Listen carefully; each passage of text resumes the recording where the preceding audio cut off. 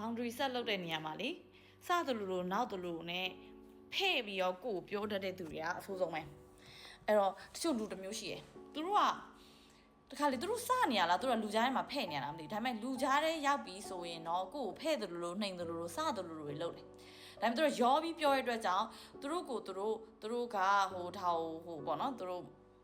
စနေရဆိုရင်အနောက်ကွယ်မှာနေလို့ရပါပေါ့နော်အဲ့တော့လူတစ်ယောက်ကအဲ့လူပေါ့နော် boundary set လုပ်တော့မှကိုယ်စတာမကြိုက်ဘူးဆိုတဲ့အချိန်မှာတငယ်ချင်းဒီဥစ္စာစတာမကြိုက်ဘူးမိမဒီဥစ္စာစတာမကြိုက်ဘူးယောက်ျားငါ့ကိုဒီလိုမျိုးလူကြားထဲမှာပြောတာမကြိုက်ဘူးဆိုပြီးကိုယ့် family member ကိုယ့်ရဲ့တငယ်ချင်းကိုယ့်ရဲ့မိသားစုကိုပြောတဲ့အချိန်တိုင်းသူတို့ပြန်ပြီး response လုပ်တဲ့ဟာကငါတို့ကစနေရအောင်နင်ကဘာဖြစ်နေရလဲငါတို့ကတသက်လုံးဒီလိုပဲစနေကြလေငါကတော့မပြင်နိုင်ဘူးနင်ကပဲပြင်ရမယ်သူဒီလိုမျိုးစတာကိုလက်ခံလူကြားထဲမှာဒီလိုမျိုးနှိမ်ပြောတာကိုလက်ခံဆိုပြီးတော့ပြန်ပြီးတော့ကို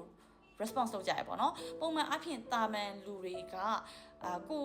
စလိုက်လို့ကို intention မရှိပေမဲ့လည်းနောက်ခါမစတော့ဘူးဆိုတာနဲ့ပဲပြီးသွားကြတယ်ဒါပေမဲ့ပုံမှန်အဖြစ်ခုနကလို့သူများကိုလည်းနှိမ်တတ်တယ်စသလိုနောက်သလိုနဲ့လည်းရောပြောတတ်တဲ့သူတွေကကြတော့သူတို့ရဲ့ action ကိုလည်းသူတို့က admit မလုပ်သလိုသူတို့ကဘယ်တော့မှလည်းဒီအကျင့်ကိုသူတို့မပြင်နိုင်ဘူးအဲ့အတွက်ကြောင့်မလို့ဒီဘက်ကစိတ်ထိခိုက်နေတဲ့သူတွေကပဲသူတို့ခုလက်ရှိပြောနေတဲ့စကားလုံးတွေကိုတစ်သက်လုံးလက်ခံပြီး